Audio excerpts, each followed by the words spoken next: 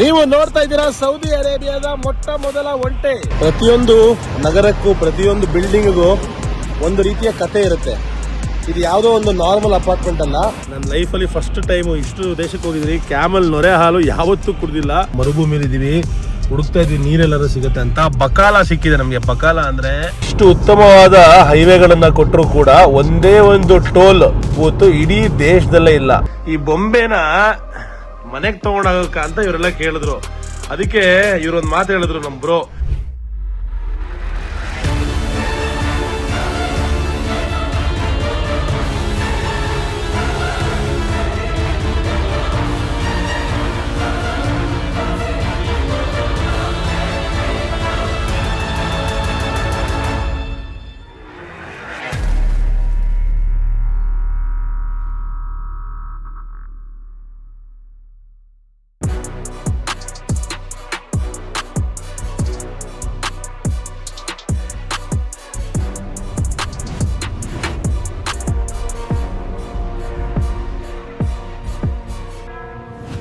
ಶುಭೋದಯ ಸ್ನೇಹಿತರೆ, ನಾನು ನಿಮ್ಮ ಗ್ಲೋಬಲ್ ಕನ್ನಡಿಗ ಮಹಾವಲರಾಮ್. ನಾನಿದ್ದೀನಿ ಸೌದಿ ಅರೇಬಿಯಾದ ಜೆದ್ದಾ ನಗರದಲ್ಲಿ. ಇವತ್ತು ಇಬ್ಬರು ಕನ್ನಡಿಗರೊಂದಿಗೆ ಜುಬೈರ್ ಬಾಯ್ ಹಾಗೆ ರೈ ಸಾಹೇಬ್ರು ಇಬ್ಬರು ಪೇ ಪಾರ್ಕಿಂಗಲ್ಲಿ ಕಾರ್ ಹಾಕ್ತಾ ಇದ್ದಾರೆ. ನಾವು ಒಂದು ತಿಂಡಿಯ ಜಾಗಕ್ಕೆ ಬಂದಿದ್ದೀವಿ. ಯೆಮೆನ್ ದೇಶದ ತಿಂಡಿ ತಿಂದ ನಂತರ ಇವತ್ತಿನ ಕಾರ್ಯಕ್ರಮ ಏನಪ್ಪ ಅಂದರೆ, ನಿಮ್ಮೆಲ್ರಿಗೂ ಗೋಟ್ ಲೈಫ್ ನೋಡಿದ್ರಲ್ಲ ಪಿಕ್ಚರು, ಆ ಥರದ ಒಂದು ನಿಜವಾದ ಕಥೆಯನ್ನು ನಿಮಗೆ ತೋರಿಸುವಂತಹ ಪ್ರಯತ್ನ. ಬಹಳ ವಿಶೇಷವಾದ ವಿಡಿಯೋಗೆ ಮೊದಲು ಲೈಕ್ ಮಾಡಿ, ಅದಾದಮೇಲೆ ವಿಡಿಯೋ ನೋಡೋಕ್ಕೆ ಶುರು ಮಾಡಿ. ಸಿಕ್ಕಾಪಟ್ಟೆ ಒಳ್ಳೆ ಎಕ್ಸ್ಪೀರಿಯನ್ಸ್ ಇರುತ್ತೆ. ಕೊನೆವರೆಗೂ ವಿಡಿಯೋ ನೋಡಿ. ಹಾಗೆ ಚಾನಲ್ಗೆ ಸಬ್ಸ್ಕ್ರೈಬ್ ಮಾಡೋದನ್ನ ಮರಿಬೇಡಿ. ವಿಡಿಯೋಸ್ನ ಶೇರ್ ಕೂಡ ಮಾಡಿ. ನನ್ನ ಪ್ರೀತಿಯ ಗ್ಲೋಬಲ್ ಕನ್ನಡಿಗರೇ, ಬನ್ನಿ. ಕವ ಅಂತ ಇದೆ, ಎನರ್ಜಿ ಬರ್ಸ್ಕೊಂಡು ಓಡೋಣ. ನಾವು ಹೋಗಬೇಕು ಡೆಸರ್ಟ್ಗೆ. ಆ ಮರುಭೂಮಿಯಲ್ಲಿ ಅದರ ಮಧ್ಯದಲ್ಲಿ ಇವರ ಕಷ್ಟಕರವಾದ ಜೀವನ ಹೇಗಿರುತ್ತೆ, ಇವರು ಅನುಭವಿಸೋ ಪ್ರಾಬ್ಲಮ್ಸ್ ಏನು, ಬೇರೆ ತುಂಬ ವಿಷಯಗಳಿದೆ. ಅದನ್ನೆಲ್ಲ ತೋರಿಸುವಂಥ ಪ್ರಯತ್ನ ಇವತ್ತಿರುತ್ತೆ. ಬೆಳಗಿನ ತಿಂಡಿಯ ಸಮಯ. ಭರ್ಜರಿ ಬ್ರೇಕ್ಫಾಸ್ಟೇ ಆಗೋಯ್ತು. ನಮ್ಮ ಸ್ನೇಹಿತರು ಏನು ತುಂಬಿ ತಂದಿಡ್ತಾ ಇದ್ದಾರೆ. ಎಷ್ಟು ನೋಡಿ ಏನು ಕೊಟ್ಟಿದ್ದಾರೆ ಅಂತ ಎಕ್ಸ್ಪ್ಲೇನ್ ಮಾಡ್ತೀನಿ. ಇದು ಸ್ಪೆಷಲ್ ಯೆಮೆನಿ ರೊಟ್ಟಿ, ಬಿಸಿಯಾಗಿ ಮಾಡಿದ್ದು. ಇದರ ಮೇಲೆ ಕಪ್ಪು ಎಳ್ಳನ್ನ ಸಿಂಪಡಣೆ ಮಾಡಲಾಗಿದೆ. ಜೊತೆಗೆ ಚೀಸ್ ಕೊಟ್ಟಿದ್ದಾರೆ. ಇದರ ಜರ್ಜೀರ್ ಅಂತ ಕರೀತಾರೆ ಅರೇಬಿಕ್ ಭಾಷೆಯಲ್ಲಿ. ಅದನ್ನ ಜೊತೆ ನೆಂಚ್ಕೊಂಡು ತಿನ್ನೋದಕ್ಕೆ. ಇದು ಎಗ್ ಬುರ್ಜಿ, ಇದರ ಶಾಕ್ಷುಕ ಅಂತ ಕೂಡ ಕರೀತಾರೆ. ಶಾಕ್ಷುಕ ಇದು ಮೊಟ್ಟೆ ಮತ್ತೆ ಸ್ಪೈಸಸ್ ಹಾಕಿರುವಂತಹ ದಾಲ್ ಅಂತ ಹೇಳಕ್ಕಾಗಲ್ಲ. ಬುರ್ಜಿ ದಾಲು ಎಲ್ಲ ಮಿಕ್ಸ್ ಆಗಿರೋದು. ಇದನ್ನ ಗುಲಾಬ ಅಂತ ಕರೀತಾರೆ. ಅದು ಕೂಡ ಬಂದಿದೆ. ನೋಡಿ, ಇದು ಚೀಸ್, ಇದು ಕಿಬ್ದ ಅಂದ್ರೆ ಮಟನ್ ಲಿವರ್ ಅಲ್ಲಿ ಮಾಡಿರೋ ಡಿಶ್. ನಾನು ಯಾವುದು ತಿಂದಿಲ್ಲ, ಫಸ್ಟ್ ಟೈಮ್ ತಿಂತಾ ಇರೋದು. ಚಟ್ನಿಗಳು ಕೊಟ್ಟಿದ್ದಾರೆ, ಮತ್ತೆ ಈರುಳ್ಳಿ ನಿಂಬೆ ಹಣ್ಣೆಲ್ಲ ಕೊಟ್ಟಿದ್ದಾರೆ. ಈಗ ಒಂದು ಬೈಟ್ ಟ್ರೈ ಮಾಡಿ ಹೇಳ್ತೀನಿ ಹೇಗಿದೆ ಅಂತ. ಯೆಮೆನಿ ಬ್ರೇಕ್ಫಾಸ್ಟ್ ನಾನು ಯಾವಾಗಲೂ ತಿಂದಿಲ್ಲ. ಯೆಮೆನಿ ಬ್ರೇಕ್ಫಾಸ್ಟ್ ಫಸ್ಟ್ ಟೈಮ್ ತಿಂತಾ ಇದ್ದೀನಿ. ಎಲ್ಲರಿಗಿಂತ ಇಂಟ್ರೆಸ್ಟಿಂಗು ಇದು ಅನಿಸ್ತದೆ ಫಸ್ಟ್ ನನಗೆ. ಸೊ ಇದರಲ್ಲಿ ಅದ್ದಿ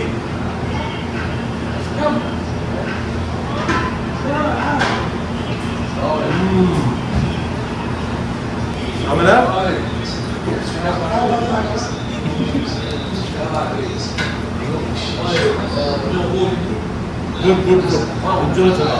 ಈಗ ಇಷ್ಟೊತ್ತು ಅಲ್ಲೊಂದು ಊಟ ಮಾಡೋದಲ್ಲ, ಈಗ ಕಾರ್ಮಿಕರ ಜೊತೆ ಊಟ ನೋಡಿ. ಇವ್ರು ಹೆಂಗ್ ಊಟ ಮಾಡ್ತಾ ಇದಾರೆ, ಇವ್ರ ಜೊತೆಗೂ ಕೂಡ ಒಂದು ತುತ್ತು ತಿಂತೀನಿ. ಇಲ್ಲಿ ಕಾರ್ಮಿಕರ ಜೊತೆ ಕೈ ಜೋಡಿಸಿ ಊಟ ಮಾಡುವಂತಹ ಖುಷಿನೇ ಬೇರೆ. Thank you. ಅನ್ನದಾತೋ ಸುಖಿ ಭವ. ಅಲ್ಲಿ ತಿರುಸ್ತು ನೋಡಿ, ಅಲ್ಲಿ ನೋಡಿ ಹೆಂಗ್ ಸೇರಾಗ್ತಾರೆ ನೋಡಿ ಊಟಕ್ಕೆ. ಇದು ಬೇಕಾಗಿರೋದು. ವಾವ್, ಅನ್ನದಾತೋ ಸುಖಿ ಭವ. Wow, super. ಪ್ರತಿಯೊಂದು ನಗರಕ್ಕೂ ಪ್ರತಿಯೊಂದು ಬಿಲ್ಡಿಂಗ್ಗೂ ಒಂದು ರೀತಿಯ ಕತೆ ಇರುತ್ತೆ.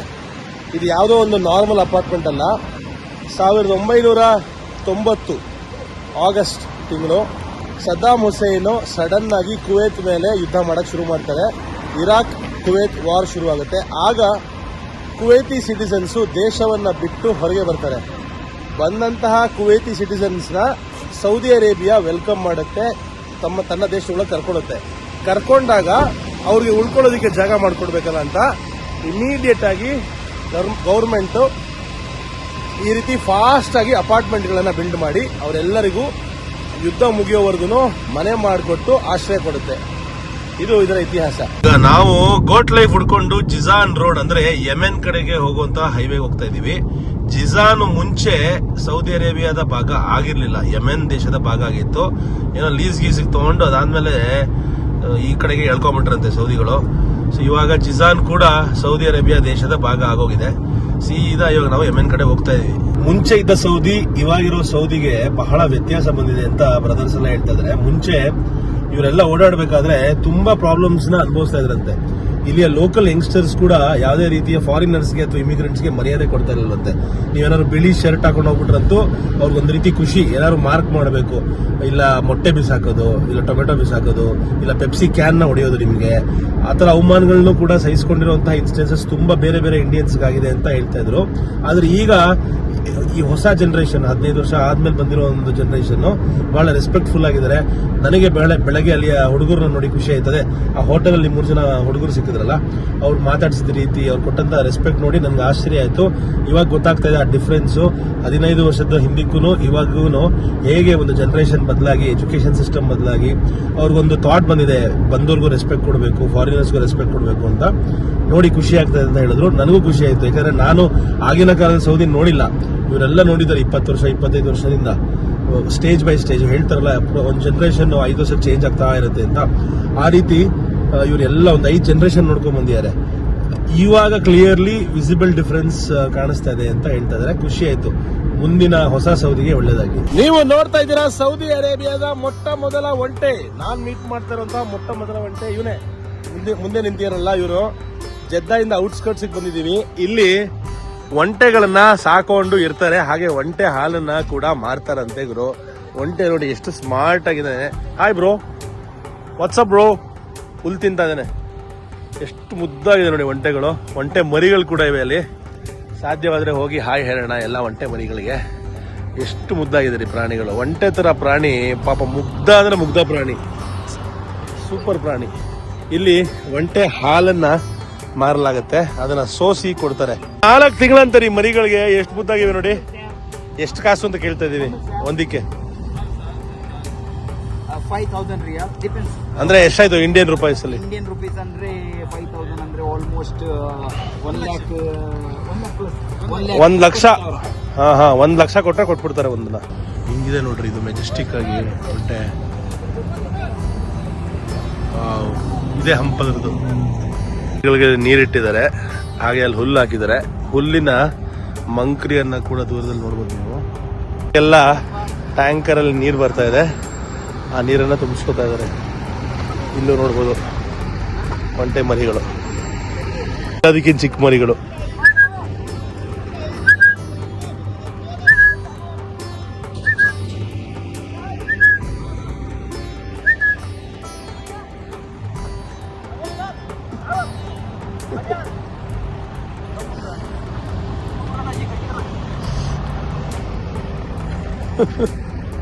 ಅಲ್ಲಿ ನೋಡಿ, ಒಂಟೆಗಳ ಕುತ್ತಿಗೆ ಮೇಲೆ ಒಂದು ರೀತಿಯ ಮಾರ್ಕ್ ಇದೆ. ಇದೇನಕ್ಕೆ ಅಂದ್ರೆ ಯಾರು ಅದರ ಓನರ್ ಅಂತ ಮಾರ್ಕ್ ಮಾಡೋದಕ್ಕೆ. ಅದಾದ್ಮೇಲೆ ಏನಾದ್ರು ಆಕ್ಸಿಡೆಂಟ್ ಆದಾಗ ಯಾವ ಒಂಟೆ ಆಯ್ತು, ಯಾರು ಅದಕ್ಕೆ ಓನರು ಅಂತ ಡಿಸೈಡ್ ಮಾಡಿ ತಪ್ಪು ಯಾರ್ದು ಸರಿ ಯಾರ್ದು ಫೈನ್ ಹಾಕೋದಕ್ಕೆ ಯೂಸ್ಫುಲ್ ಆಗುತ್ತೆ.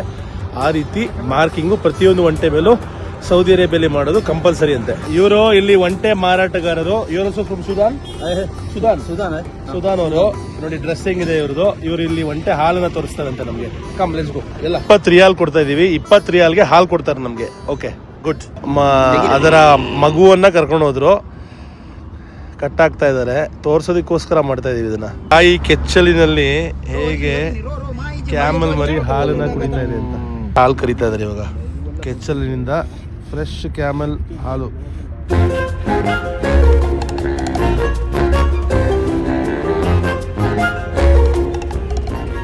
ಅವುಗಳು ಸುಮ್ಮನೆ ತೋರ್ಸೋದಕ್ಕೆ ಒಂದು ಸ್ವಲ್ಪ ತೋರಿಸಿ ಸಾಕು ಅಂತ ಹೇಳಿದ್ವಿ. ನೋಡಿ ಎಷ್ಟು ನೊರೆ ಇದೆ ರೀ ಹಾಲಲ್ಲಿ. ಓ, ತಕ್ಷಣ ಕುಡಿದ್ರೆ ಒಳ್ಳೇದಂತೆ, ಆಮೇಲೆ ಕುಡಿಯೋಕ್ಕಾಗಲ್ಲ. ನನ್ನ ಲೈಫಲ್ಲಿ ಫಸ್ಟ್ ಟೈಮು ಇಷ್ಟು ದೇಶಕ್ಕೆ ಹೋಗಿದ್ದೀನಿ, ಕ್ಯಾಮಲ್ ನೊರೆ ಹಾಲು ಯಾವತ್ತೂ ಕುಡ್ದಿಲ್ಲ. ಓಕೆ, ಅಯ್ಯೋ ಚೆನ್ನಾಗಿದೆ, ಗಮ್ಮಂತ ಇದೆ.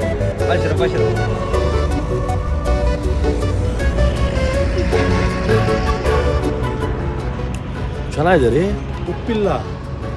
ಸಿಹಿಯಾಗಿದೆ.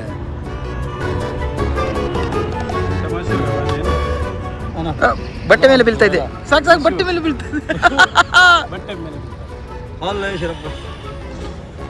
ಮೀಸೆ ಗೀಸೆ ಎಲ್ಲ ಬಂದಿದೆ. ಯಪ್ಪ ಸ್ಟ್ರಾಂಗ್ ಆಗಿದೆ, ಸಕ್ಕದಾಗಿದೆ, ಫ್ರೆಶ್ ಆಗಿದೆ, ಮಜಾ ಕೊಡ್ತು. ಇವಾಗ ಎಲ್ಲರಿಗೂ ಕುಡಿಸ್ತೀನಿ ನಾನು, ಬಿಡಲ್ಲ ಯಾರಿಗೂ. ಕುಡೀರಿ ಸರ್, ನಿಜವಾಗ್ಲೂ ಚೆನ್ನಾಗಿದೆ, ಕುಡೀರಿ. ಮೋಸನೇ ಇಲ್ಲ ಹಾಲು. ಚೆನ್ನಾಗಿಲ್ವಾ? ನಾ ಉಪ್ಪಿದೆ ಅಂತ ಹೇಳ್ತಾ ಇದ್ರು, ಚೂರು ಉಪ್ಪಿಲ್ಲ. ನೊರೆ ಕುಡೀರಿ ಏನಾಗಲ್ಲ. ಚೆನ್ನಾಗಿಲ್ವಾ? ಉಪ್ಪಿಲ್ಲ. ಅದೇನೇ ಹೇಳ್ತಾರೆ, ನಾನು ಉಪ್ಪಿದೆ ಅನ್ಕೊಂಡೆ. ಈಗ ನಮ್ಮ ಜುಬೇರ್ ಬಾಯಿ ಅವರ ಸ್ಟೋರಿ ಹೇಳ್ತಾರೆ. ಅವ್ರು ಹೆಂಗೆ ಸೌದಿಗೆ ಬಂದ್ರು 25 ವರ್ಷದ ಹಿಂದೆ ಅಂತ. ನಾನು ಕೇಳಿ ತಲೆ ಕೆಟ್ಟೋಯ್ತು. ಹೇಳಿ, ಫುಲ್ ಡೀಟೇಲ್ ಹೇಳಿ ಬ್ರೋ. ನಾನು ಸೌದಿಗೆ ಬಂದದ್ದು ರಮಣ್ಣ 2002 ಸೆಪ್ಟೆಂಬರ್ 14. ಓಕೆ. ನನ್ನ ಚಿಕ್ಕಪ್ಪ ಇದ್ದಾರೆ, ಅವರು ನನಗೆ ಇಲ್ಲಿ ತಗೊಂಡು ಬಂದು. ಯಾಕೆ ನೀವು ಓದ್ತಾ ಇರ್ಲಿಲ್ಲ ಅಂತಾರ? ಹೌದು, ಎಜುಕೇಶನ್ ನಲ್ಲಿ ನಾನು ಸ್ವಲ್ಪ ತುಂಬಾ ವಿದ್ಯೆಯಲ್ಲಿ ನೈವೇದ್ಯ ನೀವು. ಅದೇ ನಾನು ಓಕೆ. ಅದೇ ನನ್ನ ಈಗ ಹೇಳಲಿಕ್ಕೆ ಆಗಲ್ಲ, ನಾನು ಕಂಪ್ಲೀಟ್ ಮಾಡಲಿಲ್ಲ. Even I did not complete high school also. Okay. ನಾನು ಇಲ್ಲಿ ಸೌದಿ ಬಂದೆ 2002ರಲ್ಲಿ.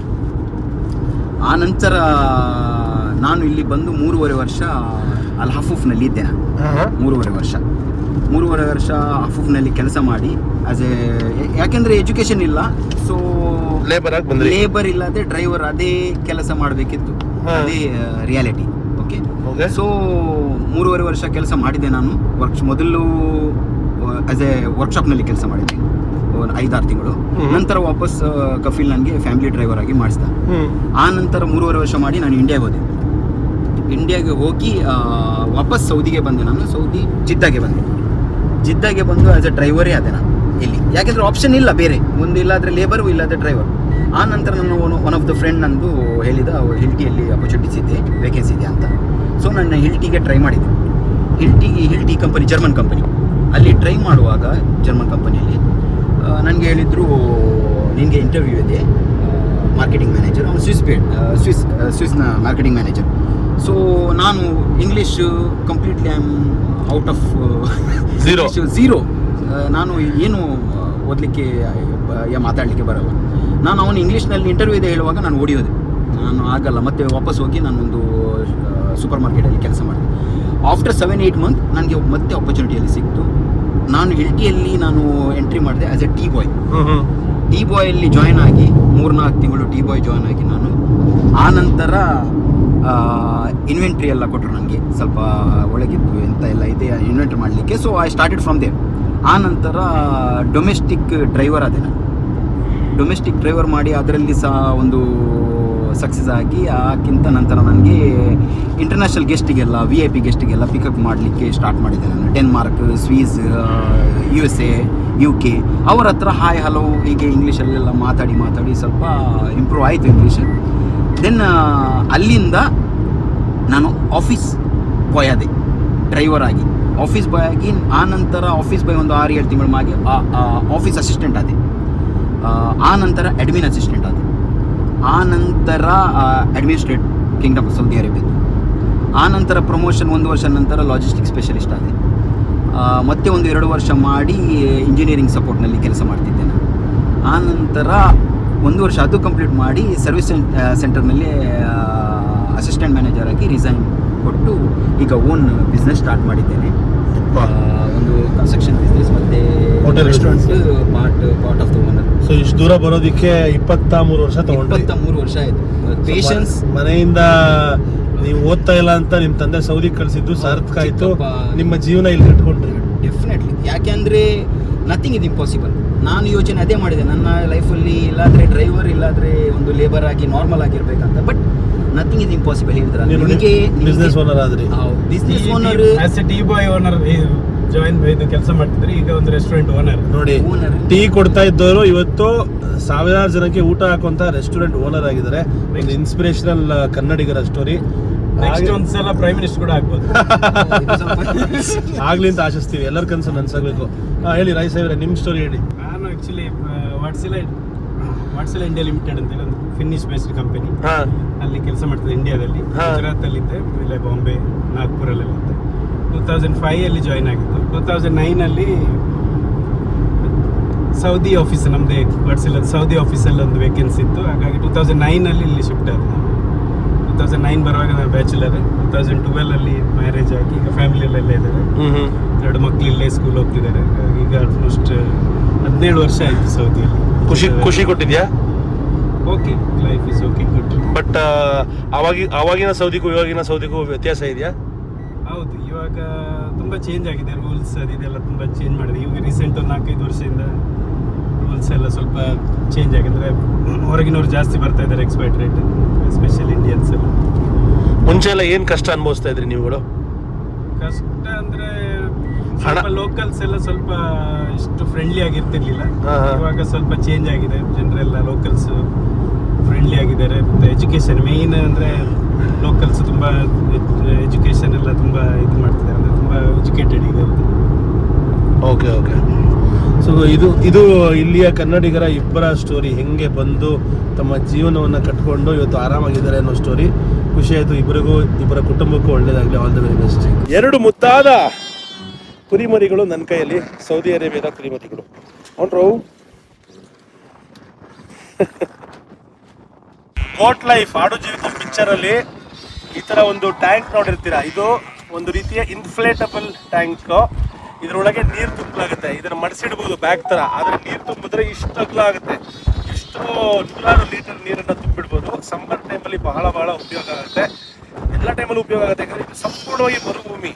ಇಡೀ ದೇಶದಲ್ಲಿ ನದಿ ಮೂಲನೇ ಇಲ್ಲ, ನೀರೇ ಇಲ್ಲ. ಅದರಲ್ಲಿ ಸಮುದ್ರದಿಂದ ಡಿಸಲೈನೇಷನ್ ಮಾಡಿ ತರುವಂತಹ ನೀರನ್ನು ಇದರಲ್ಲಿ ತುಂಬಲಾಗುತ್ತೆ. ಇಲ್ಲಿ ಒಂದು ಹೋಸ್ ಇದೆ ನೋಡ್ಬೋದು. ಈ ಪೈಪ್ನ ಮೂಲಕ ಪಶುಗಳಿಗೆ, ಪ್ರಾಣಿಗಳಿಗೆ, ಹಾಗೆ ಮನುಷ್ಯರು ಕೂಡ ನೀರು ಸಪ್ಲೈ ಇದರಲ್ಲೇ ಆಗೋದು. ಈ ಥರ ಇಲ್ಲಿ ಅಲ್ಲಲ್ಲೇ ಈ ಥರ ಟ್ಯೂಬ್ ಟ್ಯಾಂಕ್ಸ್ನ ಇಟ್ಟಿರ್ತಾರೆ. ಯಪ್ಪ, ನಾ ಪಿಕ್ಚರ್ ನೋಡಿದ್ದೆ, ಇವಾಗ ರಿಯಲ್ ಆಗಿ ಗೋಟ್ ಲೈಫ್ ನೋಡ್ತಾ ಇರೋದು ಬಹಳ ವಿಶೇಷ. ಹಿಂಗಿದೆ ನೋಡ್ರಿ ಅವನು. ಒಬ್ಬ ಸರ್ರಿ ಇದನ್ನು ಮಾತ್ರ. ಇನ್ನೊಂದಿಷ್ಟು ಕುರಿ ಮರಿಗಳನ್ನ ನೋಡ್ಬೋದು. ಅದಕ್ಕೆ ನೀರು ಹಾಕೋದಕ್ಕೆ ಟೈರನ್ನು ಓಪನ್ ಮಾಡಿ ಇಟ್ಟಿದ್ದಾರೆ ಕೆಳಗಡೆ, ಟ್ಯೂಬ್ ಹಾಕ್ಬಿಟ್ಟು.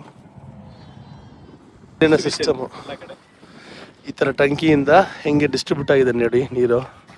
ಇಲ್ಲಿಂದ ಪೈಪ್ಗಳ ಮೂಲಕ ಎಲ್ಲ ಕಡೆಯಿಂದನೂ ನೀರನ್ನು ಕೊಡುವಂತಹ ಪ್ರಯತ್ನವನ್ನು ಮಾಡಲಾಗಿದೆ. 10,000 ಲೀಟರ್ ಇದರಲ್ಲಿ ಹಿಡಿಯುತ್ತೆ ನೀರು. ಈಗ ನಾವು ಕಫೀಲ್ನ ಮೀಟ್ ಮಾಡಿದ್ವಿ. ಕಫೀಲ್ ಅಂದರೆ ಇಲ್ಲಿ ಇದರ ಮಾಲೀಕ ಮತ್ತು ಇವ್ರ ಕೆಳಗಡೆ ವರ್ಕರ್ಸ್ ಇರ್ತಾರೆ. ಬಟ್ ನನಗನ್ಸಿದ್ದು ಈ ಕಫೀಲ್ ತುಂಬ ಒಳ್ಳೆಯವರು. ಬಂದು ಬಹಳ ನಗ್ನಗ್ತಾ ಮಾತಾಡಿಸಿದ್ರು. ಅವ್ರು ಹೇಳಿದ್ರು ಏನು ಬೇಕೋ ಶೂಟಿಂಗ್ ಮಾಡಿ, ಏನೂ ತೊಂದರೆ ಇಲ್ಲ, ಅಕ್ಕಪಕ್ಕದ ಫಾರ್ಮ್ಗೆ ಹೋಗ್ಬಿಡಿ, ಅಲ್ಲಿ ಸ್ವಲ್ಪ ಕಿರಿಕ್ ಮಾಡ್ತಾರೆ, ನನ್ನ ಫಾರ್ಮಲ್ಲಿ ಏನು ಬೇಕೋ ಮಾಡಿ, ನಂಗೆ ಏನೂ ತೊಂದರೆ ಇಲ್ಲ ಅಂತ ಹೇಳಿದ್ರು. ಬನ್ನಿ ಫೋಟೋ ತೊಗೊಳ್ಳೋಣ ಅಂದೆ. ಫೋಟೋ ಜೊತೆಗೆ ನಂಗೆ ಅಷ್ಟು ಕಂಫರ್ಟಬಲ್ ಇಲ್ಲ, ಅದಕ್ಕೋಸ್ಕರ ಫೋಟೋ ಬೇಡ ಅಂದರು. ಎಲ್ಲರೂ ಹೇಳ್ತಾರೆ ಗೋಟ್ ಲೈಫ್ ಅಂದರೆ ಒಂದೇ ರೀತಿ ಅಂತ. ಕೆಲವು ಇನ್ಸಿಡೆಂಟ್ಸಲ್ಲಿ ಗೋಳಿಕೊಂಡಿರುವಂತಹ ಇನ್ಸ್ಟೆನ್ಸ್ ಇದೆ, ಬಟ್ ಎಲ್ಲ ಕಡೆನೂ ಹಂಗೆ ಆಗಿಲ್ಲ. ಈಗ ನಾನು ಮೀಟ್ ಮಾಡಿದಂಥ ಓನರ್ ಆ ಥರ ಇರಲೇ ಇರಲಿಲ್ಲ. ಎಷ್ಟು ವೆಲ್ಕಮಿಂಗ್ ಆಗಿದ್ರು. ಅವ್ರು ನಮ್ಮನ್ನು ಮಾತಾಡಿಸಿದ್ರಲ್ಲೇ ಗೊತ್ತಾಗುತ್ತೆ ಅವ್ರು ಎಲ್ಲರೂ ಚೆನ್ನಾಗಿ ನೋಡ್ಕೋತಾರೆ ಅಂತ. ಸೊ ಎಲ್ಲ ಕಡೆನೂ ಗೋಟ್ ಲೈಫ್ ಅಂದರೆ ಆಗಿರೋಂತಹ ಕಥೆಗಳು ಸತ್ಯ, ಬಟ್ ಎಲ್ಲ ಕಡೆನೂ ಹಂಗೆ ಆಗುತ್ತೆ ಅನ್ನೋದು ಸುಳ್ಳು. ನಾವು ಈ ಮೆಸೇಜ್ನು ಕೂಡ ಕೊಡಬೇಕು, ಇಲ್ಲಾಂದರೆ ಬರೀ ನೆಗೆಟಿವ್ ಆಗುತ್ತೆ ಸೌದಿ ಅರೇಬಿಯಾ ಮೇಲೆ. ಆ ರೀತಿ ನಾವು ಮಾಡಬಾರ್ದು. ಸೊ ಇಲ್ಲಿ ಜನಗಳು ಉಳ್ಕೊಳ್ಳೋಂತಹ ರೀತಿ, ಈ ಒಂದು ಡೆಸರ್ಟ್ ಜಾಗದಲ್ಲಿ, ಗೋಟ್ ಫಾರ್ಮಲ್ಲಿ, ಗೋಟ್ ಲೈಫಲ್ಲಿ ಮನೆ ಒಳಗೆ ಬಹಳ ಬೇಸಿಕ್ ಥಿಂಗ್ಸ್ ಇದೆ. ಮತ್ತು ಪ್ರಾಣಿಗಳಿಗೆ ಕೊಡಬೇಕಾದಂತಹ ಔಷಧಿಗಳು, ಇಂಜೆಕ್ಷನ್ ಇಟ್ಟಿದ್ದಾರೆ. ಇಲ್ಲಿ ನೀರಿನ ಕ್ಯಾನು, ರಾತ್ರಿಗೆ ಬೇಕಾಗಿರುವಂತಹ ಬ್ಯಾಟ್ರಿ ಟಾರ್ಚು. ಇಲ್ಲಿ ಚಳಿಗಾಲದಲ್ಲಿ ಚಳಿ ಕೂಡ ಇರುತ್ತೆ, ಅದಕ್ಕೋಸ್ಕರ ಕಂಬಳಿಗಳು, ಬೆಡ್ಡು, ಗ್ಯಾಸು, ಟೀ ಮಾಡ್ಕೊಳ್ಳೋದಕ್ಕೂ ಸಾಕಷ್ಟು ಅವಕಾಶ. ಮೊಬೈಲ್ ಫೋನ್ನ ಚಾರ್ಜ್ ಮಾಡ್ಕೊಳ್ಳೋದಕ್ಕೆ ಸೋಲಾರ್ನ ಬಳಕೆ ಮಾಡಲಾಗ್ತಾ ಇದೆ. ಸೋಲಾರ್ ಪ್ಯಾನಲ್ನ ನೀವು ಇಲ್ಲಿ ನೋಡ್ಬೋದು.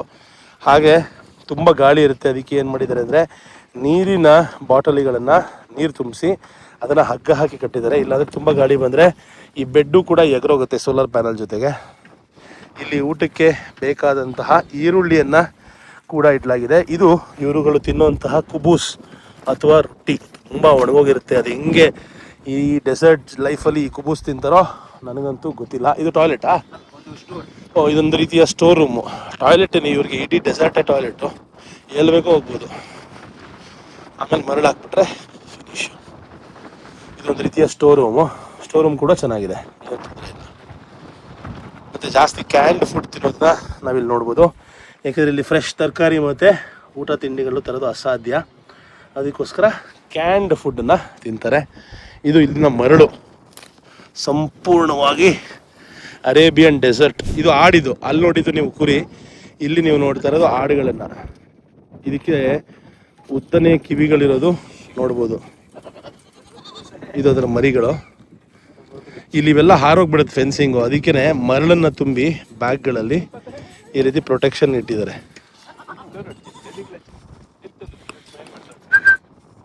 ಕಿವಿ ನೋಡ್ರಿ ಹೇಗಿದೆ ಅದರದ್ದು. ಇದು ಬರ್ತೈತೆ ನೋಡಿ.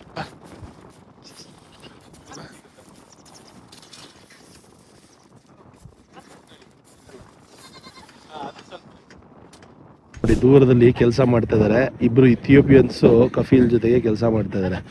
ಓನರ್ ಕೂಡ ಇಲ್ಲೇ ನಿಲ್ಲಿಸಿ ಕೆಲಸ ಮಾಡಿಸ್ತಾ ಇದ್ದಾರೆ. ಗೋಟ್ಗಳನ್ನ ಪ್ರೊಟೆಕ್ಟ್ ಮಾಡುವಂತಹ ನಾಯಿ ಶ್ವಾನ ಮಹಾರಾಜ್.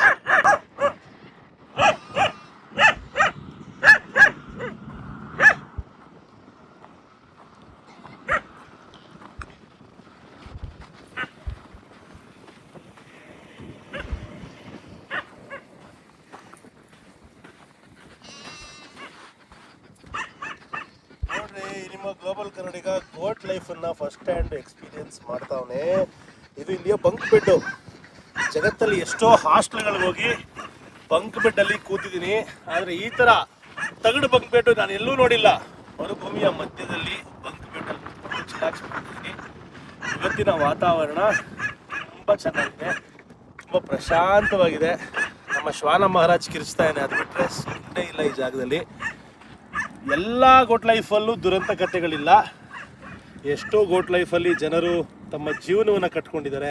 ಬೇರೆ ಬೇರೆ ದೇಶದಿಂದ ಕಾರ್ಮಿಕರು ಬಂದು ಕೆಲಸ ಮಾಡಿಕೊಂಡು ಒಳ್ಳೆ ಸಂಬಳ ತಗೊಂಡು ಒಳ್ಳೆ ರೀತಿ ಬದುಕ್ತಾ ಇದ್ದಾರೆ. ಇದು ಒಂದು ರೀತಿಯ ಬೇರೆ ಜೀವನ. ಅಂದರೆ ಇಲ್ಲಿ ಪ್ರಶಾಂತತೆ, ಏಕಾಂತತೆ ಮತ್ತು ಜಗತ್ತಿನೆಲ್ಲ ಅಂದರೆ ನಾರ್ಮಲ್ ಸಿಟಿ ಲೈಫಿಂದ ದೂರ, ಬೇಡದಿರುವಂತಹ ಶಬ್ದದಿಂದ ದೂರ, ಪೊಲ್ಯೂಷನಿಂದ ದೂರ, ಉತ್ತಮವಾದ ಗಾಳಿ, ನೀರು ಸ್ವಲ್ಪ ಕಮ್ಮಿ ಇರ್ಬೋದು, ಬಟ್ ನೆಮ್ಮದಿ ಅಂತೂ ಕಾಣಿಸ್ತಾ ಇದೆ. ಸಖತ್ತಾಗಿದೆ ಎಕ್ಸ್ಪೀರಿಯೆನ್ಸು. ಇಷ್ಟು ದೂರ ಕರ್ಕೊಂಬಂದಂತಹ ನನ್ನ ಇಬ್ಬರು ಸ್ನೇಹಿತರು ಹಾಗೆ ಇಲ್ಲಿಯ ಓನರು ಕಫೀಲ್ ಇದ್ದಾರಲ್ಲ, ಇಬ್ಬರಿಗೂ ನನ್ನ ತುಂಬ ಹೃದಯ ಧನ್ಯವಾದಗಳು. ಭಾಳ ಖುಷಿ ಆಯಿತು ಇಲ್ಲಿಗೆ ಬಂದಿದ್ದು.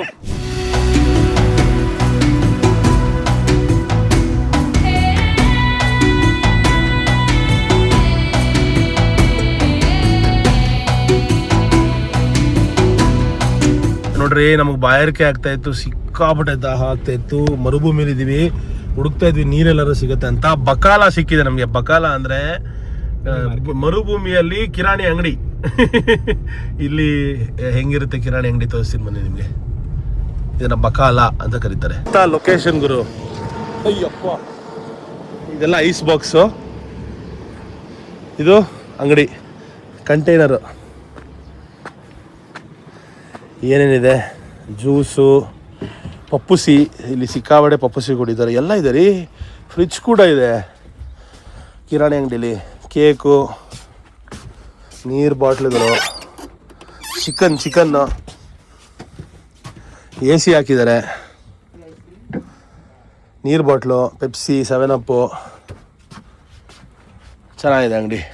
ಅಪ್ಪ, ಮರುಭೂಮಿಲಿ ಈ ಥರ ಒಂದು ಅಂಗಡಿ ನೆಮ್ಮದಿ ಕೊಡುತ್ತೆ. ನೀರಿಗೆ ಮೋಯೆ ಅಂತ ಹೇಳ್ತಾರೆ ಇಲ್ಲಿ. ಚಿಕ್ಕ ಪುಟ್ಟ ಬಟ್ಟೆಗಳನ್ನ ಕೂಡ ಇಡಲಾಗಿದೆ. ಮೋಸ್ಟ್ಲಿ ಇಲ್ಲಿ ಡೆಸರ್ಟಲ್ಲಿರುವಂಥ ಜನಗಳು ಬಂದು ಇಲ್ಲಿ ಶಾಪಿಂಗ್ ಮಾಡ್ತಾರೆ. ಅಥವಾ ರಸ್ತೆಯಲ್ಲೂ ಕೂಡ ಎಷ್ಟು 100 ಕಿಲೋಮೀಟ್ರ್ ಯಾರೂ ಇರಲಿಲ್ಲ ಇಲ್ಲಿ. ಎಂಥ ಲೊಕೇಶನ್ನು. ಟ್ರಕ್ ಡ್ರೈವರ್ಸ್ ಕೂಡ ನಿಲ್ಲಿಸ್ತಾರೆ ಅನಿಸುತ್ತೆ. ಮೂವಬಲ್ಲು ತೆಗಿಬೇಕು ಅಂದರೆ ಬೇರೆ ಲೊಕೇಶನ್ಗೆ ಈ ಗಾಡಿಗೆ ಚಕ್ರ ಇದೆ, ಮುಂದೆ ಟ್ರೈಲರ್ ಹಾಕ್ತಾರೆ, ತೊಗೊಂಡೋಗ್ತಾ ಇರ್ತಾರೆ.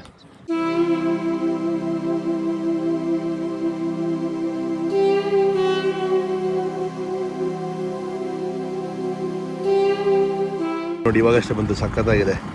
ಎಕ್ಸ್ಟ್ರಾ ಟೈರ್ ಕೂಡ ತೊಗೊಂಡು ಹೋಗ್ತಾ ಇದ್ದಾರೆ. ಮರುಭೂಮಿಲಿ ಡ್ರಿಫ್ಟ್ ಮಾಡೋಕ್ಕೆ ಸಖತ್ತಾಗಿರುತ್ತೆ ಟೊಯೋಟಾ ಗಾಡಿ.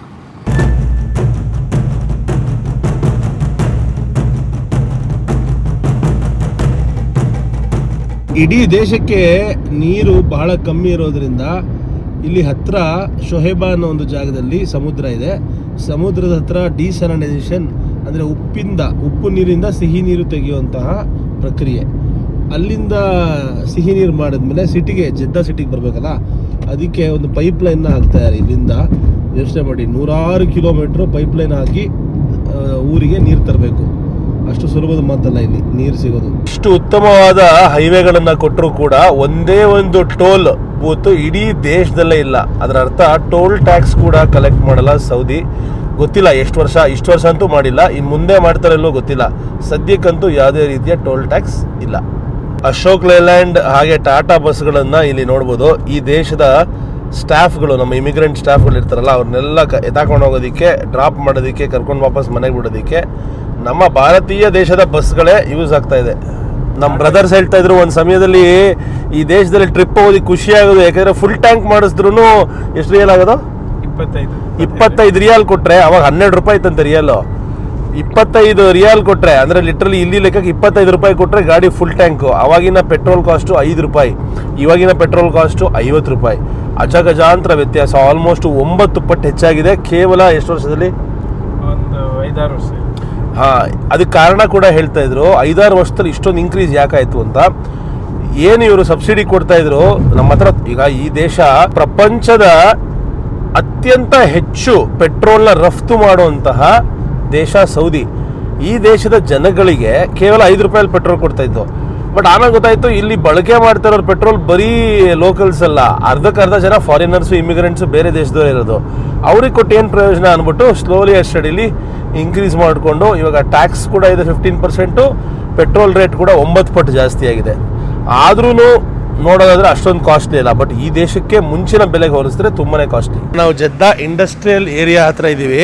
ಇಲ್ಲಿ ಮೀನಿನ ಮಾರ್ಕೆಟಿಗೆ ಬಂದಿದ್ದೀವಿ. ಯಾಕೆ ಅಂದರೆ ಜೆದ್ದಾ ಒಂದು ಸಮುದ್ರದ ಜಾಗ. ಇಲ್ಲಿ ಬಂದ ನಂತರ ಒಂದಾದರೂ ಮೀನಿನ ಊಟ ಮಾಡಲಿಲ್ಲ ಅಂದರೆ ಮರ್ಯಾದೆನೇ ಇಲ್ಲ ಅಂತ ನಮ್ಮ ಬ್ರದರ್ ಹೇಳಿದ್ರು. ಅದಕ್ಕೆ ಕರ್ಕೊಂಬಂದಿದ್ದಾರೆ. ಇಲ್ಲಿ ಮೀನಿನ ಮಾರ್ಕೆಟ್ ಇದೆ.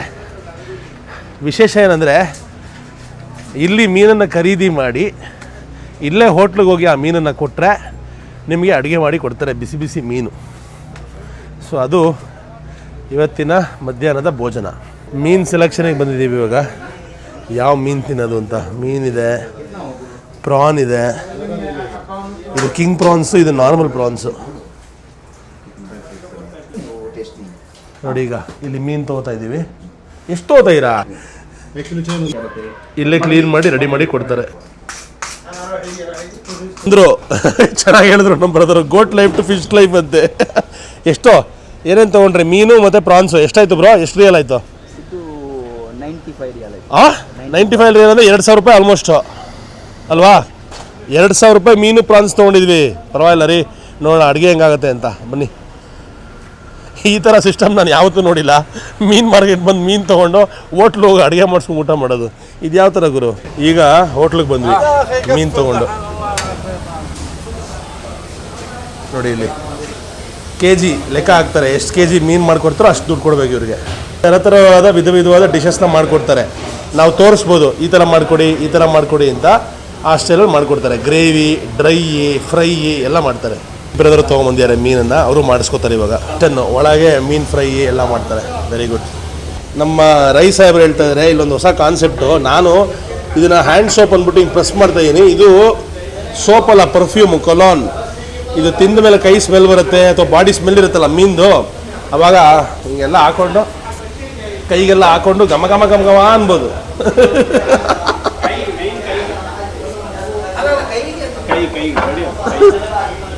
ಆಹಾ, ಚೆನ್ನಾಗಿದೆ. Good concept. Tissue paper box ನೋಡಿ ಹೆಂಗಿದೆ ಅಂತ. ಹೋಗ್ತಾ ಇದ್ದೀವಿ. ಕೂತ್ಕೊಳ್ಳುವಂತಹ ಜಾಗ, ಎಲ್ಲರಿಗೂ ಪ್ರೈವೇಟ್ ಜಾಗಗಳಿರುತ್ತೆ. ಅಯ್ಯೋ, ಎಷ್ಟು ದೊಡ್ಡದಿದೆ ಹೋಟ್ಲು ನೋಡಿ. ಇಲ್ಲೆಲ್ಲ ಪ್ರೇಯರ್ ಮಾಡ್ತಾಯಿದ್ದಾರೆ. ಪ್ರೇಯರ್ ಟೈಮ್ ಅನಿಸುತ್ತೆ, ಅದಕ್ಕೆ ಚೆನ್ನಾಗಿದೆ ಜಾಗ. ಸೊ ಎಲ್ಲಿ ಬೇಕೋ ಕೂತ್ಕೋಬೋದು ಅನಿಸುತ್ತೆ. ಹಾಂ, ಓಪನ್ ಏರಿಯಾ. ಕೆಫೆ ಇದೆ.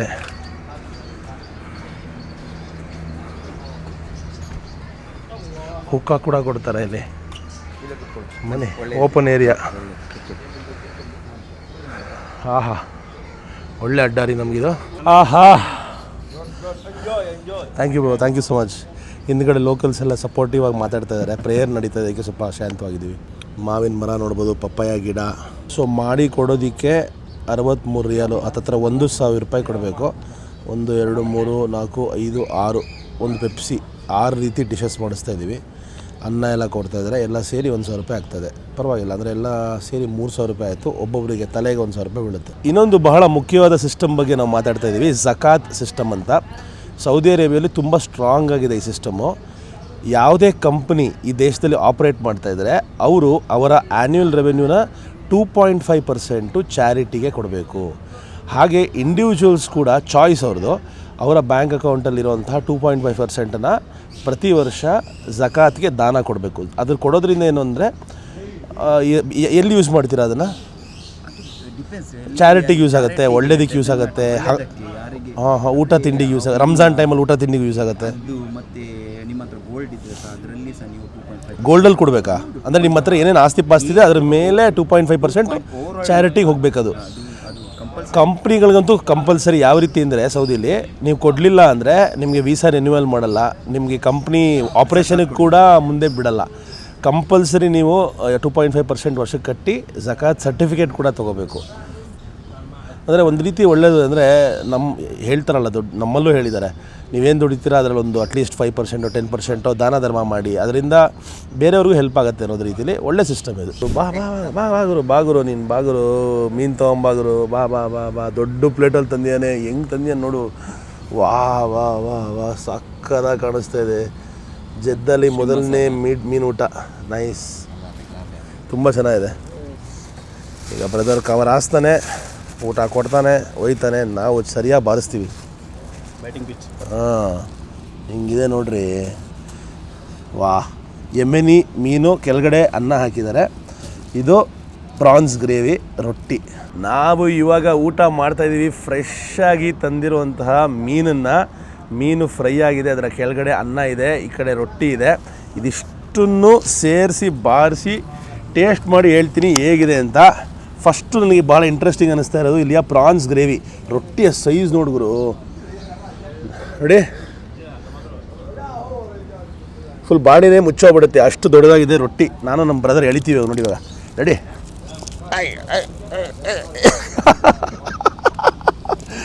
ಈಗ ಎಳೆದ್ವಿ, ಟೇಸ್ಟ್ ಮಾಡ್ತೀನಿ ರೊಟ್ಟಿನ.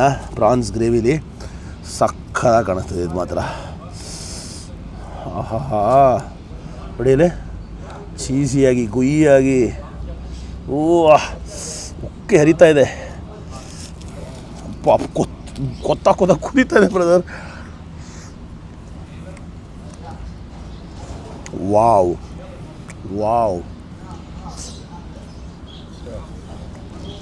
Top class. ಇದು ಇವರು ಫೇವ್ರೇಟ್ ಅಡ್ಡ ಅಂತೆ. ಮುಂಚೆ ತಿಂದಿರಿದ್ರೆ ಅಥವಾ ಇವತ್ತೇ ಮಾಡಿಸಿರೋದ? ಇದು ರೆಗ್ಯುಲರ್. ಇದು ಮೀನು ಫ್ರೈ. ಇದನ್ನು ಕೂಡ ಟ್ರೈ ಮಾಡ್ತೀನಿ ಇವಾಗ. ಇದ್ರ ಮೇಲೆ ಫಸ್ಟ್ ನಿಂಬೆಹಣ್ಣು ಎಣ್ಕೋಬೇಕು ಅನ್ಸುತ್ತೆ ಮೋಸ್ಟ್ಲಿ. ಇದು ಮೀನಿದು ಸ್ಪೆಷಲ್ ರೈಸ್ ಇದೆ. ಓ, ಕೆಳಗಡೆ ಹಾಂ ಮೇಲೆ ನಿಂಬೆಹಣ್ಣು ಇಟ್ಕೊಂಡು, ಈರುಳ್ಳಿ, ನಿಂಬೆಹಣ್ಣು.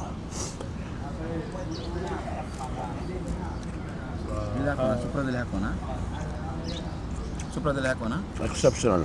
ಈಗ ಇಲ್ಲಿಯ ಲೋಕಲ್ ಸ್ಟೈಲು ಹಿಂಗೆ ಹಾಕೊಳ್ಳೋದು ನೋಡಿ. ಕಲರ್ ಇದೆ, ಬುಖಾರಿ ರೈಸ್ ಅಂತಾರೆ ಇದಕ್ಕೆ.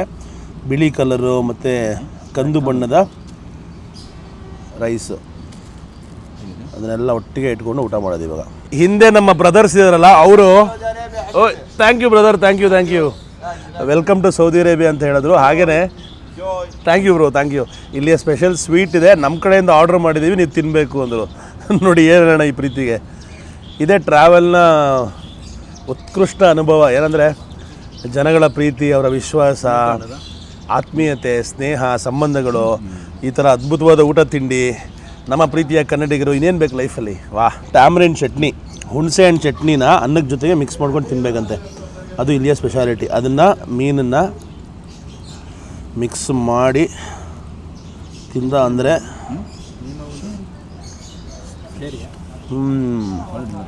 ನಿಜವಾಗ್ಲೂ ಚೆನ್ನಾಗಿದೆ ನೋಡಿ. ಮೀನು ಕ್ವಾಲಿಟಿ ನೋಡಿ. Thank you bro, thank you for the sweets. No first time I will try now. Sweet ಕಳಿಸಿದ್ದಾರೆ ನೋಡಿ ನಮಗೋಸ್ಕರ. ಮರ್ಷಾ ಅಂದ್ಬಿಟ್ಟು, ಇದು ಬಾಳೆಹಣ್ಣಲ್ಲಿ ಮಾಡುವಂತಹ ಸಿಹಿ. ಇದು ನಮ್ಮ ಸೌದಿ ಅರೇಬಿಯಾ ಸ್ನೇಹಿತರಿಗೋಸ್ಕರ. ಥ್ಯಾಂಕ್ ಯು ಹಬೀಬಿ, ಥ್ಯಾಂಕ್ ಯು. ಸೂಪರ್. ಸೇಮ್ ನಮ್ಮ ರಸಾಯನ ಥರ ಇದೆ. ಖಂಡಿತ ಈ ಒಂದು ಹೋಟ್ಲು ವಿಶೇಷ ಅನುಭವಗಳಲ್ಲಿ ಒಂದು. ತುಂಬ ಚೆನ್ನಾಗಿತ್ತು ಊಟ, ಸೊಗಸಾಗಿತ್ತು ದಿವಸ. ಈಗ ಸಂಜೆ ಏನು ಮಾಡ್ತೀವಿ ಗೊತ್ತಿಲ್ಲ, ಫಸ್ಟ್ ವಾಪಸ್ಸು ಜೆದ್ದಾ ಕಡೆ ಹೋಗ್ತಾ ಇದ್ದೀವಿ. ಇದು ನಮ್ಮ ಹೋಟ್ಲ್ ಹೆಸರು ಗೊತ್ತಿಲ್ಲ, ಅರಬ್ಬಿ ಭಾಷೆಯಲ್ಲಿ ಬರ್ದಿದ್ದಾರೆ, ಏನು ಬರ್ದಿದ್ದಾರೋ ಗೊತ್ತಿಲ್ಲ. ಈ ಕಡೆನೂ ಈ ಥರ ಓಪನ್ ಆಗಿ ತರಕಾರಿ ಹಣ್ಣು ಮಾರಲ್ಲ, ಈ ಜಾಗದಲ್ಲಿ ಮಾತ್ರ ಮಾರ್ತಾ ಇದ್ದಾರೆ. ಸೌದಿ ರೂಲ್ಸು ಅಂಗಡಿಗಳಲ್ಲಿ ಮಾತ್ರ ಮಾರಬೇಕು ಅಂತ. ಇದು ಲೇಬರ್ ಏರಿಯಾ ಆಗಿರೋದ್ರಿಂದ ಇಲ್ಲಿ ಓಪನ್ ಆಗಿ ಮಾರ್ತಾ ಇದ್ದಾರೆ. ಅಲ್ ಸೈಫ್ ಬೀಚ್ಗೆ ರೀಚ್ ಆಗಿದ್ದೀವಿ. ವಾಹ್, ಸಖತ್ತಾಗಿದೆ. ಗ್ಲೋಬಲ್ ಕನ್ನಡಿಗ ಸಾಂಗ್ನ ಪ್ಲೇ ಮಾಡ್ತಾ ಇದ್ದೀನಿ ಸ್ಪಾಟಿಫೈಯಲ್ಲಿ. ನೀವು ಅಷ್ಟೇ ಸ್ಪಾಟಿಫೈಯಲ್ಲಿ ನನ್ನ ಹಾಡುಗಳು ಕೇಳಿಲ್ಲ ಅಂದರೆ ಗ್ಲೋಬಲ್ ಕನ್ನಡಿಗ ಅಂತ ಟೈಪ್ ಮಾಡಿ ಸಿಗುತ್ತೆ ಎಲ್ಲ ಹಾಡು. ನೋಡಿ, ಇದು ಥರ್ಮಲ್ ಪವರ್ ಪ್ಲಾಂಟ್. 32,000 ಮೆಗಾವ್ಯಾಟ್ ಪವರ್ನ ಸೌದಿ ಅರೇಬಿಯಾಗೆ ಸಪ್ಲೈ ಮಾಡುವಂತಹ ಜಾಗ. ಸ್ಟೀಮ್ ಟರ್ಬೈನ್, ದೊಡ್ಡ ಫ್ಯಾಕ್ಟ್ರಿ ರೆಡ್ ಸಿ ತಪ್ಪಲಿನಲ್ಲಿ. ಇಲ್ಲಿಯ ನೀರನ್ನೇ ಬಳಕೆ ಮಾಡಿ ಸ್ಟೀಮ್ ಯೂಸ್ ಮಾಡ್ತಾರೆ. ಆಮೇಲೆ ಕಂಬಸ್ಟನ್ಗೆ ಯೂಸ್ ಮಾಡೋದು ಫ್ಯೂಯಲ್ಲು, ಅದರ ಯೂಸ್ ಮಾಡಿಕೊಂಡು ಎಲೆಕ್ಟ್ರಿಸಿಟಿನ ಪ್ರೊಡ್ಯೂಸ್ ಮಾಡ್ತಾರೆ. ಪವರ್ ಪ್ಲಾಂಟ್ಗೆ ನೀರು ಚಾನಲ್ ಇದು, ಸಮುದ್ರದಿಂದ ಇಲ್ಲಿಂದ ನೀರು ತಗೊಂಡು ಅಲ್ಲಿ ಯೂಸ್ ಮಾಡ್ತಾರೆ.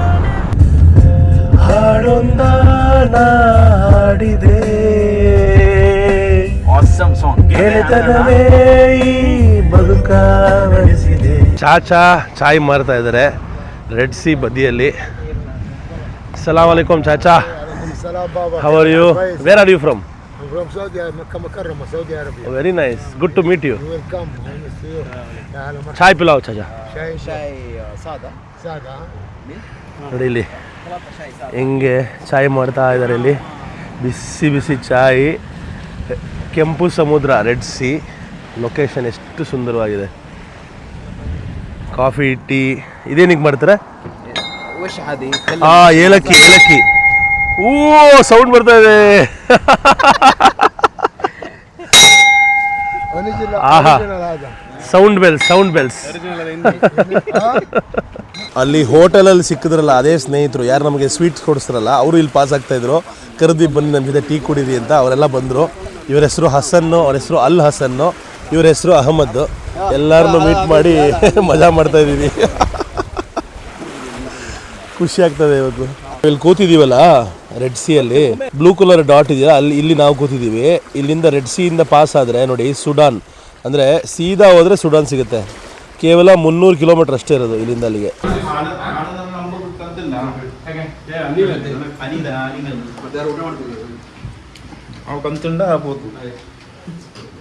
ಇವತ್ತು ಶರ್ಟ್ ಹಾಕೊಂಡಿದ್ದಾರೆ ಅಂತ ಬಹಳ ಖುಷಿಯಿಂದ ನನ್ನ ಮೇಲೆ ಫೋಕಸ್ ಮಾಡಿ ಅಂತ ಹೀಗೆ ಎಲ್ಲರೂ ಕೂತ್ಕೊಂಡು ಮಾತಾಡ್ತಾ ಇದ್ವಿ. ನಾನು ರೂಮಲ್ಲಿ ಏನೋ ಕೆಲಸ ಮಾಡ್ಬೇಕಾರೆ ಎಲ್ಲ ನಮ್ಮ ಕನ್ನಡ ಸ್ನೇಹಿತರು ಬಂದು ನನ್ನ ಹತ್ರ ಮಾತಾಡಿದ್ರು. ನಾನು ಹೇಳಿದೆ ಒಂಚೂರು ಮಾತಾಡ್ಕೊಂಡು ಕೂತ್ಕೊಳ್ಳೋಣ ಬನ್ನಿ ಅಂತ. ನೋಡಿ, ಎಲ್ಲ ಅವ್ರ ಸ್ಟೋರಿ ಹೇಳ್ತಾ ಇದ್ರು. ಒಂಥರ ಬಹಳ ಖುಷಿ ಆಗತ್ತೆ, ಹಾಗೆ ಒಂಥರ ಮನಸ್ಸು ಕಲಕ್ದಂಗೂ ಆಗುತ್ತೆ. ಯಾಕೆ ನೋಡಿ, ನಮ್ಮ ಪ್ರದೀಪ್ ಬ್ರದರು ನಮ್ಮ ರೂಮ್ಮೇಟ್, ಇವರು ಅಫಿಷಿಯಲ್ ರೂಮ್ಮೇಟ್. ಫಸ್ಟ್ ಟೈಮ್ ಸಿಕ್ಕಿದ್ದಾರೆ, ಲಾಸ್ಟ್ ಟೈಮ್ ಬಂದಾಗ ಮಲಗಿದ್ರು. ಅವರು ರೀಸೆಂಟ್ ಆಗಿ 2 ವರ್ಷದಿಂದ ಮದುವೆ ಆಗಿದ್ದಾರೆ, ಮಗುವಾಗಿದೆ 6 ತಿಂಗಳಾಗಿ. ಇಲ್ಲಿ ನಮ್ಮ ಬ್ರದರ್ ಒಂದು ಬೊಂಬೆ ತೋರಿಸಿದ್ರು. ಕೊಡಿ, ಈ ಬೊಂಬೆನ ಮನೆಗೆ ತಗೊಂಡಾಗಕ್ಕ ಅಂತ ಇವರೆಲ್ಲ ಕೇಳಿದ್ರು. ಅದಕ್ಕೆ ಇವರೊಂದು ಮಾತು ಹೇಳಿದ್ರು ನಮ್ಮ ಬ್ರೋ, ಇಲ್ಲಿ ವಿಡಿಯೋ ಕಾಲ್ ಮಾಡಿದಾಗ ಅಲ್ಲಿ ಮಗುಗೆ ಆಟ ಆಡ್ಸೋದಿಕ್ಕೆ ಅಂತ. ಅಂದ್ರೆ ವರ್ಷಕ್ಕೆ ಒಂದ್ಸರಿ ನೋಡಿ, ಇಲ್ಲಿ ಕಷ್ಟಪಟ್ಟು ದುಡಿತಾರೆ, ಬಂದು ವರ್ಷಕ್ಕೊಂದ್ಸಲಿ ಮನೆಗೆ ಹೋಗ್ತಾರೆ.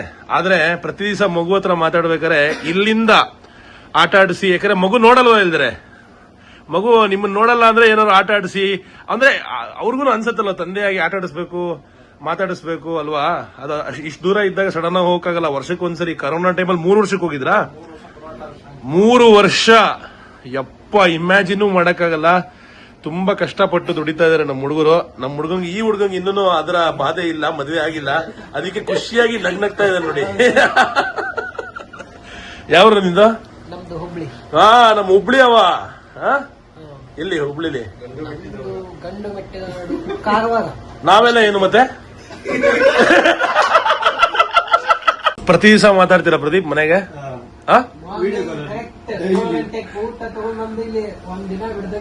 ಊಟ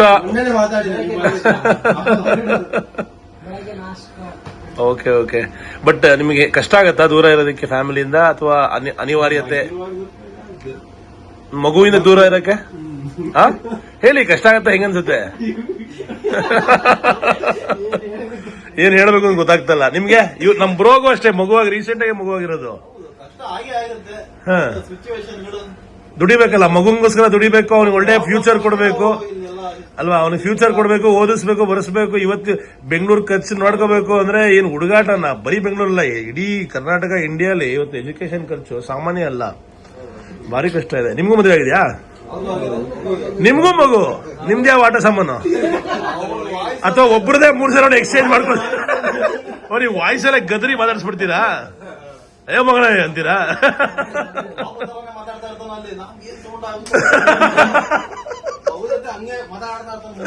ಮಗು ತರನೇ ಮಾತಾಡ್ತಾ ಇರ್ತಾರೆ.